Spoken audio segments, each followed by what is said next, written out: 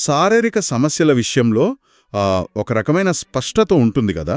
అవును, కరెక్ట్. అంటే ఇప్పుడు ఒక మనిషి కాలు విరిగిందనుకోండి, వెంటనే ఎక్స్రే తీస్తారు. అవును, కరెక్ట్. అందులో ఆ విరిగిన ఎముక ఒక తెల్లటి గీతల చాలా స్పష్టంగా కనిపిస్తుంది. డాక్టర్ ఆ రిపోర్ట్ చూపిస్తూ సమస్య ఎక్కడుందో డైరెక్ట్గా డిసైడ్ చేస్తారు. అక్కడ ఎలాంటి గందరగోళం ఉండదు. నిజమే, అదొక బైనరీ పరిస్థితి అని చెప్పొచ్చు. అంటే కంటికి కనిపించే వాటిని ఒక ఫార్ములా ప్రకారం వర్గీకరించగలిగే వాటిని మన మెదడు చాలా సులభంగా అర్థం చేసుకుంటుంది కదా. అవును. భౌతిక సమస్యలకు వెంటనే ఒక భౌతిక పరిష్కారం దొరుకుతుందన్న నమ్మకం ఏర్పడటానికి కారణం ఆ స్పష్టతే. కాని ఈ మానసిక ఆరోగ్యం లేదా భావోద్వేగాల విషయానికి వచ్చేసరికి ఎక్స్రే మిషన్ పనిచేయడం ఆగిపోతుంది. ఎగ్జాక్ట్లీ. అక్కడ రోగ నిర్ధారణ అనేది చాలా అస్పష్టంగా, కాంప్లికేటెడ్గా మారుతుంది. రైట్. సరిగ్గా ఈ అస్పష్టతను, ప్రస్తుత సమాజంలో నిశ్శబ్దంగా పెరుగుతున్న ఈ మానసిక పోరాటాన్ని మనం ఈరోజు ఈ లోతైన విశ్లేషణలో మాట్లాడుకోబోతున్నాం. దీనికి మనం తీసుకున్న ప్రధాన ఆధారం హేమాంగ్సి పజ్వానీ గారు రాసిన క్రేవింగ్ కౌన్సిలింగ్ అనే అద్భుతమైన పుస్తకం. అవును, చాలా ఇంట్రెస్టింగ్ బుక్ ఇది. బయటకి ఎంతో దృఢంగా, సంతోషంగా కనిపిస్తూనే లోపల విపరీతమైన అయోమయంతో, ఒక రకమైన ఒంటరితనంతో సతమతమవుతున్న ఆధునిక మానవుడి పరిస్థితిని ఈ పుస్తకం చాలా లోతుగా వివరిస్తుంది. కరెక్ట్. అసలు మనుషులు కౌన్సిలింగ్ కోసం ఎందుకు తహతహలాడుతున్నారు? ఈ సమస్యలు నిజమైనవేనా లేక మనసే సృష్టించుకుంటోందా అనేదే ఈనాటి మన అన్వేషణ. ఏంటంటే ఈ పుస్తకం కేవలం ఆ ఉపరితల స్థాయిలో ఉండే పాజిటివ్ థింకింగ్ గురించి మాత్రమే మాట్లాడదు. అది నేరుగా మానవ మనస్తత్వపు మూలాల్లోకి వెళ్తుంది. అంటే రూట్ కాజ్ని వెతుకుతుందన్నమాట. అవును. ఒక వ్యక్తి తనను తాను అర్థం చేసుకోవడంలో ఎందుకు విఫలమవుతున్నాడు, అసలు ఆ అంతర్గత శూన్యత ఎక్కడి నుండి పుట్టుకొస్తోంది అనే వాస్తవాలను చాలా శాస్త్రీయంగా విశ్లేషిస్తుంది. ముఖ్యంగా మనం ఎదుర్కొంటున్నది భౌతికమైన ఆకలి కాదు, అదొక తీవ్రమైన భావోద్వేగాల ఆకలి అని పజ్వానీ గారు స్పష్టం చేస్తారు. ఈ భావోద్వేగాల ఆకలి అనే పదం వినడానికి చాలా ఆసక్తికరంగా ఉంది. ఎందుకంటే మనం చుట్టూ చూస్తే నేటి సమాజంలో భౌతికంగా మనకు కావలసినవన్నీ ఉన్నాయి కదా. అవును, అన్నీ ఉన్నాయి. రకరకాల ఆహార పదార్థాలున్నాయి, క్షణాల్లో ప్రపంచాన్ని కనెక్ట్ చేసే ఇంటర్నెట్ ఉంది, 24 గంటలు వినోదాన్ని పంచే ప్లాట్ఫామ్లున్నాయి, అన్నీ ఉన్నాయి. అయినా సరే మనిషి తన వాస్తవ సమస్యల కంటే తన ఆలోచనలతోనే ఎక్కువగా బాధపడుతున్నాడు అని రచయిత అనడానికి గల కారణమేంటి? దీనికి ప్రధాన కారణం ఆ పరిణామ క్రమంలో మన మెదడు ఏర్పడిన విధానం అని చెప్పాలి. వేల సంవత్సరాల క్రితం మనిషి అడవుల్లో ఉన్నప్పుడు అతని మెదడు ప్రాణాపాయాల నుండి రక్షించడానికి ప్రోగ్రాం చేయబడింది. రైట్. ఎప్పటికప్పుడు అలర్ట్గా ఉండాలి. అవును. ఎప్పుడూ ఒక పులి వస్తుందేమో, పాము కరుస్తుందేమో అని అప్రమత్తంగా ఉండేది. కానీ ఇప్పుడు మనం అత్యంత సురక్షితమైన కాంక్రీట్ భవనాల్లో ఉన్నాం కదా, భౌతికమైన ప్రమాదాలు చాలా తగ్గాయి. అయితే మన మెదడులోని ఆ అలర్ట్ సిస్టమ్ మాత్రం మారలేదు. పులికి బదులుగా ఇప్పుడు ఆఫీస్లో ఒక ఈమెయిల్ నోటిఫికేషన్ చూడగానే లేదా సోషల్ మీడియాలో మరొకరి వెకేషన్ ఫోటో చూడగానే మెదడు అదే స్థాయిలో ప్రమాద ఘంటికలు మోగిస్తోంది. ఎగ్జాక్ట్లీ. బాడీ సేమ్ రియాక్షన్ ఇస్తోంది. అంటే మనం మన చుట్టూ ఉన్న బయటి ప్రపంచాన్ని అత్యున్నత స్థాయికి అప్గ్రేడ్ చేసుకున్నాం, కానీ లోపల ఉన్న మన భావోద్వేగాలను ప్రాసెస్ చేసే విధానాన్ని మాత్రం పాత పద్ధతిలోనే వదిలేశామన్నమాట. కరెక్ట్గా చెప్పారు. ఇది ఎలా ఉందంటే ఒక స్మార్ట్ ఫోన్ హార్డ్వేర్ను ఎప్పటికప్పుడు లక్షలు పెట్టి లేటెస్ట్ మోడల్కి మారుస్తూ లోపల ఆపరేటింగ్ సిస్టమ్ని మాత్రం 10 ఏళ్ల క్రితం నాటి పాతపడిన సాఫ్ట్వేర్తో రన్ చేయటం లాంటిదనుకుంటా. భలే చెప్పారు. బయటికి ఫోన్ మెరిసిపోతూ ఉంటుంది, స్క్రీన్ అదిరిపోతుంది, కానీ లోపల ఏ యాప్ ఓపెన్ చేసినా క్రాష్ అయిపోతూ ఉంటుంది. అవును, ఆ పోలిక చాలా వరకు కరెక్టే. కానీ ఇక్కడ మనం అర్థం చేసుకోవాల్సిన ఒక చిన్న తేడా ఉంది.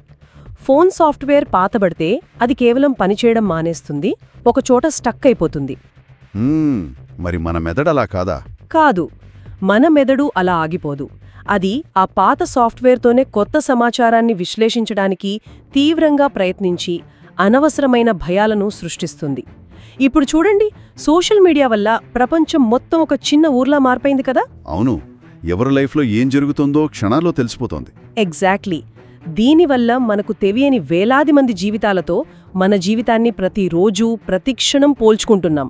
ఈ పోలికల వల్ల అంచనాలు విపరీతంగా పెరిగాయి, కానీ ఆ ఒత్తిడిని తట్టుకునే భావోద్వేగ బలం దారుణంగా పడిపోయింది. అంటే ఆ గ్యాప్ వల్లే ఈ శూన్యత వస్తుందంటారా? అవును, ఆ గ్యాప్ వల్లే బయటకి నవ్వుతూ కనిపించే మనుషులు కూడా లోపల ఒక భయంకరమైన అభద్రతాభావాన్ని, ఒంటరితనాన్ని అనుభవిస్తున్నారు. అదొక నిరంతర సంఘర్షణ లాంటిది. అయితే నాకిక్కడ ఒక డౌట్ వస్తోంది. ఈ క్రాష్ అవుతున్న ఆపరేటింగ్ సిస్టమ్ను బాగు చేయడానికి మన మనస్సు ఖచ్చితంగా దేనికోసం వెతుక్కుంటోంది? కౌన్సిలింగ్ అనే పదానికి ఇప్పుడు ఇంత ప్రాధాన్యత ఎందుకు పెరిగింది? మంచి ప్రశ్న. అంటే థెరపిస్ట్ దగ్గరకు వెళ్లే ప్రతి ఒక్కరూ తమకు ఏదో రెడీమేడ్ సొల్యూషన్ కావాలని వెళ్లరు కదా? ఖచ్చితంగా కాదు. కౌన్సిలింగ్ కోసం వెతుకుతున్నామంటే దాని ప్రాథమిక అర్థం ఒకటే: మనల్ని ఎవరైనా ఏమాత్రం జడ్జ్ చేయకుండా, ఎలాంటి ముందస్తు అభిప్రాయాలు లేకుండా వినాలని కోరుకోవడం. కేవలం వినడం కోసమే వెళ్తున్నారా? అవును. దీన్నే సైకాలజీలో కోరెగ్యులేషన్ అంటారు.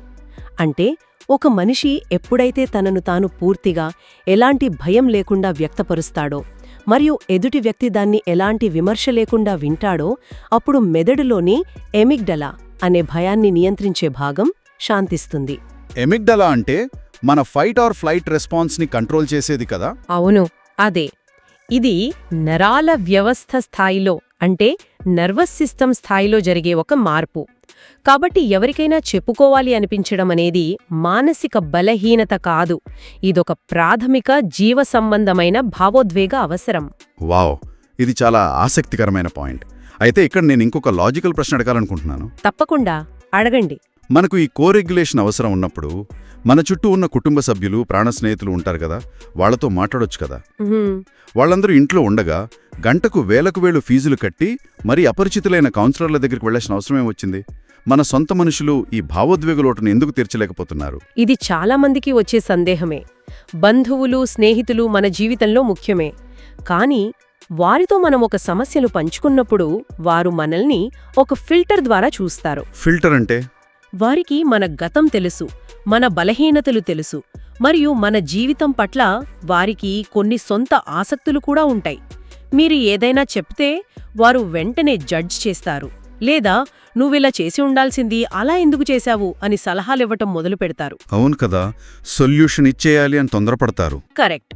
వారు సమస్యను పరిష్కరించడానికి ప్రయత్నిస్తారే తప్ప మీ భావోద్వేగాన్ని ఆ క్షణంలో అర్థం చేసుకోవడానికి కాదు. కాని కౌన్సిలర్లు అలా కాదు. వారు ఒక బ్లాంక్ స్లేట్ లాంటివారు. వారు ఎలాంటి ముందస్తు అభిప్రాయాలు లేకుండా కేవలం ఆ క్షణంలో మీరు చెప్పేది మాత్రమే వింటారు. ఆధునిక సంబంధాలలో లోతైన సంభాషణలు ఎంతగా కరువయ్యాయో, చుట్టూ ఇంతమంది జనం ఉన్నా మనిషి ఎంత ఒంటరిగా ఉన్నాడో ఈ పరిస్థితి స్పష్టంగా చూపిస్తోంది కదా. నిజమే. అంటే మనం కౌన్సిలర్ల దగ్గర వెతుకుతున్నది సలహాలను కాదు, కేవలం వినే ఒక చెవిని, జడ్జ్మెంట్ లేని ఒక సురక్షితమైన ప్రదేశాన్ని అన్నమాట. అవును, 100% పాళ్ళు అదే వాస్తవం. సరే, మనం ఆ జడ్జ్మెంట్ లేని ప్రదేశానికి వెళ్ళామనుకుందాం. అక్కడ కూర్చుని మన బాధలన్నీ వివరంగా చెప్పుకుంటాం. కానీ అసలు ఆ చెప్పుకునే సమస్యలు నిజమైనవేనా? అంటే ఏ రకంగా అడుగుతున్నారు? అంటే ఆ సమస్యలు వాస్తవాలేనా, లేక మన మెదడులోని ఆ పాత సాఫ్ట్వేర్, ఆ ఎమిగ్డాలా ఓవర్ డ్రైవ్ వల్ల మనమే ఊహించుకుని పుట్టిస్తున్నామా? వాస్తవానికి మన భ్రమకి మధ్య గీతను ఎలా గుర్తిస్తాం మనం? పస్వాని గారు ఈ పుస్తకంలో ప్రస్తావించిన అత్యంత కీలకమైన అంశం ఇదేనండి. మనం ఎదుర్కొంటున్న మానసిక సమస్యల్లో సగానికి పైగా వాస్తవాలు కావు. సగానికి పైగా వాస్తవాలు కావా? అవును, అవి కేవలం మనం ఒక పరిస్థితిని అర్థం చేసుకునే విధానం, అంటే మన ఇంటర్ప్రిటేషన్ వల్లే వస్తాయి. సైకాలజీలో దీని కాగ్నిటివ్ డిస్టార్షన్స్ అంటారు, అంటే ఆలోచనా లోపాలు. అందులో ముఖ్యమైనది కెటాస్ట్రోఫైజింగ్, అంటే ఒక చిన్న విషయాన్ని పెద్ద విపత్తుగా ఊహించుకోవడం. ఓహో, అంటే చిన్న చిన్న విషయాలను మెదడు భూతద్దంలో చూస్తుందంటారా? దీనికొక ప్రాక్టికల్ ఉదాహరణ చెప్పగలరా? మన శ్రోతలకు, మనకు కొంచెం ఈజీగా అర్థమవుతుంది. ఖచ్చితంగా. ఇప్పుడు ఆఫీస్లో మీ బాస్ లేదా మీ సహోద్యోగి ఈ ప్రాజెక్ట్ రిపోర్ట్లో కొన్ని చిన్న తప్పులున్నాయి, కాస్త సరిచేయండి అని ఒక ఫీడ్బ్యాక్ ఇచ్చారనుకుందాం. రెగ్యులర్గా జరిగేదే. వాస్తవానికి అది కేవలం ఆ ఒక్క డాక్యుమెంట్కి సంబంధించిన ఫీడ్బ్యాక్ మాత్రమే. కానీ మన మెదడులో ఉన్న నెగటివిటీ బయాస్ అక్కడతో ఆగదు. అది ఆ చిన్న మాటను తీసుకుని, అయ్యో నేను పనికిరాను, నాకు ఏ పని చేత కాదు, రేపు నన్ను ఉద్యోగంలోంచి తీసేస్తారేమో, నా కెరియర్ నాశనమైంది అని ఒక భయంకరమైన కథ నల్లుతుంది. బాబోయ్, ఒక చిన్న రిపోర్ట్లో తప్పుంటే కెరియర్ నాశనం అయిపోయినట్టు ఫీల్ అయిపోతారా? అవును, ఆ ఊహాజనితమైన కథ వల్లే మనిషి కుంగిపోతాడు. వాస్తవానికి అక్కడ జరిగింది చాలా చిన్న విషయం. ఇది వింటుంటే నాకు ఒక అనాలజీ గుర్తొస్తోంది. చెప్పండి. మనం ఎంతో ఇష్టంగా కొనుక్కున్న కార్కి ఒక చిన్న గీత పడితే ఆ చిన్న గీత చూసి ఇంజిన్ మొత్తం పాడైపోయిందని, ఇక ఆ కారు నడపడానికి పనికిరాదని భయపడిపోయినట్లుగా ఉంది. Exactly same to same. ఒక చిన్న గీతను చూసి కారుని స్క్రాప్కి వేసేయాలనుకోవటం ఎంత మూర్ఖత్వమో, ఒక చిన్న విమర్శని తీసుకుని జీవితం మొత్తం విపత్తుగా చిత్రీకరించటం కూడా అంతే కదా. ఈ కార్ అనాలజీ చాలా అద్భుతంగా ఉందండి. అయితే ఇందులో ఇంకొక లోతైన వాస్తవం కూడా దాగి ఉంది. అదేంటి? కారు మీద గీత పడితే అది మన కంటికి కనిపిస్తుంది కదా, మనం దాన్ని పట్టుకుని చూడగలం, టచ్ చేయగలం. కాబట్టి అది కేవలం గీత మాత్రమే అని మెదడు వాస్తవాన్ని అంగీకరిస్తుంది. కానీ ఈ మనసు మీద పడే గీతలు కంటికి కనిపించవు. చాలా డీప్ పాయింట్ ఇది. అది అదృశ్యంగా ఉంటాయి కాబట్టే మన మెదడు వాటి పరిమాణాన్ని అంచనా వేయలేక అత్యంత చెత్త పరిస్థితిని, అంటే వర్స్ట్ కేస్ సినారియోని ఊహించుకుంటుంది. ఇదే మనం ఇందాక మాట్లాడుకున్న ఆ ఓవర్ థింకింగ్. మరి థెరపీ ఇక్కడ ఎలా హెల్ప్ చేస్తుంది? కౌన్సిలర్ లేదా థెరపీ అనేది ఆ కనిపించని గీతను చూపించే ఒక అద్దంలాగా పనిచేస్తుంది. చూడు, ఇక్కడ మొత్తం నాశనం అవ్వలేదు, ఇదిగో ఇక్కడొక చిన్న గీత పడింది అంతే అని అసలు నిజాన్ని చూపిస్తుంది. వావ్, ఎంత సింపుల్గా వివరించారో. థెరపీ అనేది మన ఊహలకి వాస్తవానికి మధ్య ఉన్న తేడాను చూపించే అద్దమని ఇప్పుడు స్పష్టమయ్యింది. కానీ ఇక్కడ ఒక పెద్ద సమస్య కనిపిస్తుందండి. ఏంటది? థెరపీ అవసరమే, కాదనను. కానీ ఈ మధ్యకాలంలో ఇదొక పెద్ద ట్రెండ్లాగా మారిపోయినట్లు మీకు అనిపించడం లేదా? ఒకప్పుడు మానసిక సమస్యలు అంటే ఎవరికీ చెప్పుకోలేని పరిస్థితి ఉండేది. అవును, అదొక టాబూలాగా ఉండేది. కానీ ఇప్పుడు అలా కాదు కదా. చిన్న బ్రేకప్ అయితే చాలు దాన్ని క్లినికల్ డిప్రెషన్ అని, పరీక్షల ముందు కాస్త భయం వేస్తే అది యాంగ్జైటీ డిజార్డర్ అని పెద్ద పెద్ద లేబుల్స్ వేసుకోవడం మనం చూస్తున్నాం. ప్రతి చిన్నదానికి కౌన్సిలింగ్కు పరిగెత్తడం సరైనదే అంటారా? పజ్వానీ గారు పుస్తకంలో దీన్ని ఒక తీవ్రమైన మరియు ప్రమాదకరమైన ధోరణిగా చెప్పారు. ప్రస్తుత తరంలో ప్రతి సాధారణ భావోద్వేగానికి ఒక మెడికల్ పేరు పెట్టడం, అంటే పాథాలజైజింగ్ చేయడం ఎక్కువైపోయింది. అంటే ప్రతిదాన్ని ఒక రోగంలాగా చూడటం. కరెక్ట్. బాధ, కోపం, నిరాశ, భయం ఇవన్నీ సాధారణ మానవ భావోద్వేగాలు. జీవితంలో ఎత్తుపల్లాలున్నప్పుడు వాటిని అనుభవించడం అత్యంత సహజం. వాటిని వ్యాధులుగా చూడకూడదని ఈ పుస్తకం గట్టిగా హెచ్చరిస్తోంది. మరి ఇలా ప్రతి చిన్న విషయానికి ఒక సైకియాట్రిక్ లేబుల్ అంటించుకోవడం వల్ల జరిగే నష్టమేమిటి? అంటే ఇది కేవలం ఒక పదప్రయోగం మాత్రమే కదా, దానివల్ల అంత డేంజర్ ఏముంది? ఇది కేవలం పదప్రయోగం కాదండి, ఇదొక మానసిక వల. వల అంటే ట్రాప్ లాగా అంటారా? అవును. ఎప్పుడైతే మనం ఒక సాధారణ భావోద్వేగానికి వ్యాధి పేరు పెడతామో అప్పుడు దాన్ని పరిష్కరించుకునే బాధ్యతను మనం మన చేతుల్లోంచి వదిలేసుకుంటాం.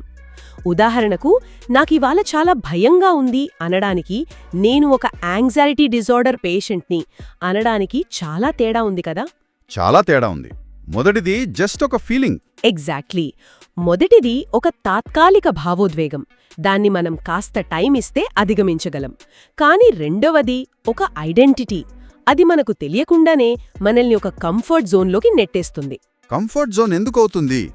రోగమని చెప్పుకోవటం కంఫర్టేనా? అవును, ఎందుకంటే ఆ లేబుల్ ఉంటే మనం దేనికి బాధ్యత వహించాల్సిన అవసరం ఉండదు. నాకు ఆ ప్రాబ్లం ఉంది కాబట్టి నేనింతే, నేను మారలేను అని ఒక రోగి పాత్రలో వాళ్ళు స్థిరపడిపోతారు. ఇలా భావోద్వేగాలను కౌన్సిలర్లకు అవుట్సోర్స్ చేయడం వల్ల మనిషి తన అంతర్గత శక్తిని కోల్పోతున్నాడు. సమస్యలను స్వయంగా ఎదుర్కొనే సహజమైన కెపాసిటీని నాశనం చేసుకుంటున్నాడు. వావ్, ఇది నిజంగా కళ్ళు తెరిపించే వాస్తవం అండి. ఈ భావోద్వేగాలను అవుట్సోర్స్ చేయడం అనే పదము ఈ పరిస్థితిని అద్భుతంగా వివరిస్తోంది. బయటి సహాయం ఖచ్చితంగా అవసరమే, కానీ అది మనల్ని బద్ధకస్తుల్ని చేయకూడదు. కరెక్ట్. ఎవరికి వారు సొంతంగా తమ ఆలోచనలను ఎదుర్కొనే సామర్థ్యాన్ని పెంచుకోవాలి. మరి ఈ అంతర్గత స్పష్టతను, ఇంటర్నల్ క్లారిటీని పెంచుకోవటం ఎలా? ప్రతి చిన్న విషయానికి ఒక వ్యాధి పేరు పెట్టి తప్పించుకోకుండా ఈ ఓవర్ థింకింగ్ చక్ర వ్యూహం నుండి బయటపడే అసలైన మార్గమేమిటి? ఆ మార్గం మరెక్కడో లేదండి, మన మెదడులోనే ఉంది. మనల్ని బాగు చేయడానికి ఎల్లప్పుడూ వేరొకరు అవసరం లేదని, ఎవరికి వారే బెస్ట్ కౌన్సిలర్గా మారవచ్చని పజ్వానీ గారు చెప్తున్నారు. అంటే మనకు మనమే థెరపిస్ట్ అవ్వొచ్చా? ఎలా? దీనికోసం రచయిత ఒక శక్తివంతమైన శాస్త్రీయమైన ప్రాక్టీస్ను సూచిస్తున్నారు. అదేంటంటే పాజ్ చేయడం. పాజ్ అంటే ఆగడం. అవును, ఏదైనా నెగటివ్ సంఘటన జరిగినప్పుడు లేదా ఎవరో మనల్ని ఏదో అన్నప్పుడు వెంటనే దానికి ఆటోమేటిక్గా ప్రతిస్పందించకుండా కేవలం ఒక క్షణం ఆగడం. ఈ చిన్న విరామం మన మెదడులో అద్భుతాలు చేస్తుంది. కేవలం ఒక్క క్షణం ఆగడం వల్ల మెదడులో అంత మార్పు ఎలా వస్తుంది? వినడానికి సింపుల్గా ఉంది, కానీ అది ప్రాక్టికల్గా ఎలా పనిచేస్తుందో కొంచెం వివరిస్తారా? ఖచ్చితంగా. మనం ఇందాక మాట్లాడుకున్నట్లు ఏదైనా సంఘటన జరిగిన వెంటనే మన మెదడులోని ఎమిగ్డలా ఆ ఫైట్ ఆర్ ఫ్లైట్ సిస్టమ్ని యాక్టివేట్ చేస్తుంది కదా. అది లాజిక్తో పనిచేయదు, కేవలం భయంతో పనిచేస్తుంది. అది గుడ్డిగా రియాక్ట్ అయిపోతుంది. అవును. కానీ మనం ఎప్పుడైతే ఆటోమేటిక్గా రియాక్ట్ కాకుండా ఒక పాజ్ తీసుకుంటామో, గట్టిగా ఒక శ్వాస తీసుకుని ఆగుతామో, ఆ క్షణంలో మెదడులోని ప్రాసెసింగ్ ఆ ఎమిగ్డలా నుండి ముందు భాగంలో ఉండే ప్రీఫ్రంటల్ కార్టెక్స్కే మారుతుంది. ఓ, సైంటిఫిక్గా షిఫ్ట్ జరుగుతుందన్నమాట. ఎగ్జాక్ట్లీ. ఈ ప్రీఫ్రంటల్ కార్టెక్స్ అనేది లాజిక్, రీజనింగ్కి సంబంధించిన భాగం. అప్పుడు మనం మన ఆలోచనలను బయట నుండి ఒక ప్రేక్షకుడు చూసినట్లు గమనించడం మొదలుపెడతాం. ఓహో, అంటే కోపాన్ని లేదా భయాన్ని ఒక లాజికల్ ఫిల్టర్ ద్వారా పంపిస్తున్నామన్నమాట. అది చాలా బాగుంది. ఆ పాజ్ ఇచ్చిన తర్వాత మనం ఏమని ప్రశ్నించుకోవాలి మనల్ని మనం? అక్కడ మనం మన స్వంత మనసుకు మనమే ఒక డిటెక్టివ్గా మారాలి. ఈ ఆలోచనకు ఆధారాలేంటి? ఇది నిజంగానే పెద్ద సమస్య, లేక నా మెదడులోని పాత సాఫ్ట్వేర్ దీన్ని సృష్టించిందా అని అడగాలి. డిటెక్టివ్ లాగా ఇన్వెస్టిగేట్ చేయాలి మన థాట్స్ని. అవును. చాలాసార్లు మనల్ని మనం అలా ప్రశ్నించుకున్నప్పుడు ఆ సమస్య మనం సృష్టించుకున్న ఒక అబద్ధమని తేలిపోతుంది. మనుషులు తరచుగా అయోమయంగా ఉన్నప్పుడు తమ జీవితం నాశనమైపోయిందని, తాము పూర్తిగా విరిగిపోయామని ఫీలవుతుంటారు కదా. అవును, బ్రోకెన్ అనే పదం చాలా వాడతారు. కానీ అయోమయంగా ఉండటం అంటే విరిగిపోవడం కాదండి. అక్కడ ఒక సరైన సమాచారం లేదా స్పష్టత లోపించిందని అర్థం. ఆ డిటెక్టివ్ పని చేయడం ద్వారా ఆ క్లారిటీ వచ్చిన మరుక్షణం మనసులోని గందరగోళం మొత్తం మాయమైపోతుంది. అద్భుతం. అయోమయాన్ని విరిగిపోవడంలాగా చూడకూడదు అన్నది చాలా లోతైన ఆలోచన. సరే, ఈనాటి మన సుదీర్ఘమైన ఈ చర్చ సారాంశాన్ని ఒకసారి క్రోడీకరిద్దాం. తప్పకుండా. తీవ్రమైన మానసిక సమస్యలున్నప్పుడు లేదా విపరీతమైన ఒత్తిడిలో ఉన్నప్పుడు నిపుణుల సహాయం తీసుకోవడం ఏమాత్రం తప్పు కాదు. కానీ అనుదినం ఎదురయ్యే ప్రతి చిన్న సాధారణ భావోద్వేగానికి కౌన్సిలింగ్ పైన, థెరపీ పైన గుడ్డిగా ఆధారపడటం ప్రమాదకరం. అన్నీ ఉన్నా లోపల ఖాళీగా అనిపిస్తున్న ఈ ఆధునిక జీవితాల్లో మనుషులు తమ స్వంత ఆలోచనల పట్ల స్వీయ అవగాహన పెంచుకోవడమే నిజమైన పరిష్కారం. కరెక్ట్. మనసు చెప్పేది వినడానికి ధైర్యం కావాలి. పారిపోకుండా అక్కడే నిలబడి మన ఆలోచనలతో మనం సమయం గడపడం నేర్చుకోవాలి. అంతేనా? 100% నిజం. మన అంతర్గత గొంతుకను విస్మరించి బయట ఎంత వెతికినా నిజమైన ప్రశాంతత దొరకదు. స్వీయ అవగాహన ఒక్కటే మనిషిని ఈ భావోద్వేగాల సుడిగుండం నుండి బయటకు తీసుకురాగలదు. రైట్. అయితే ఈ అద్భుతమైన చర్చను ముగించే ముందు నేనొక లోతైన మరియు కాస్త రెచ్చగొట్టే ప్రశ్నతో ముగిద్దామనుకుంటున్నాను. అడగండి. ఇందాక మనం లేబుల్స్ వేసుకోవటం అనే ఆ కంఫర్ట్ జోన్ గురించి మాట్లాడుకున్నాం కదా. ఇక్కడ నాకొక పెద్ద సందేహం వస్తోంది.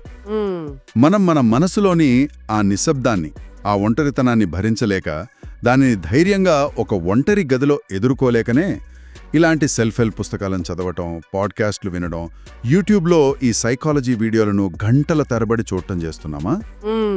చాలా డీప్ క్వశ్చన్ ఇది. అంటే ఇవన్నీ కూడా మానసిక వికాసం పేరుతో మనం అలవాటు చేసుకుంటున్న మరొక వ్యసనంలాగా మారిపోయాయా? మనుషులు నిజంగానే తమ సమస్యలకు పరిష్కారం వెతుకుతున్నారా? లేక మన స్వంత ఆలోచనలతో మనం ఒంటరిగా గడపకుండా ఉండటానికి, ఆ భయంకరమైన నిశ్శబ్దాన్ని తప్పించుకోవటానికి ఈ హీలింగ్ కంటెంట్ అంతా ఒక ఆధునిక సాకు మాత్రమేనా? మైండ్ బ్లోయింగ్ క్వశ్చన్ అండి ఇది. ఇది నిజంగా ప్రతి ఒక్కరిని ఆలోచింపజేసే ప్రశ్న. హీలింగ్ అనేది బయట ఎక్కడో వెతికితే దొరికేది కాదు. మనం వేలాది వీడియోలు చూసినా, వందలాది పుస్తకాలు చదివినా అది కేవలం మన బ్రెయిన్కి ఇన్ఫర్మేషన్ మాత్రమే అవుతుంది. అంటే డేటా కలెక్షన్ లాగా. అంతే.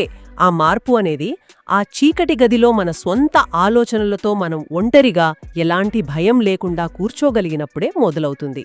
ఈ సెల్ఫ్ హెల్ప్ కంటెంట్ అంతా కేవలం దారి మాత్రమే చూపగలదు. కానీ ఆ దారిలో నడవాల్సింది, ఆ నిశ్శబ్దాన్ని భరించాల్సింది ఎవరికీ వారే కదా. ఖచ్చితంగా. ఈ లోతైన ప్రశ్నతోనే ఈనాటి మన విశ్లేషణను ముగిద్దాం. బయటి ప్రపంచం ఎంత అప్గ్రేడ్ అయినా మన అంతర్గత సాఫ్ట్వేర్ను బాగు చేసుకునేది మనమే అన్నది ఈరోజు స్పష్టమైంది. మన ఆలోచనలను నిరంతరం గమనించుకోవడం, మనల్ని మనం ప్రశ్నించుకోవడం ఎంతైనా అవసరం.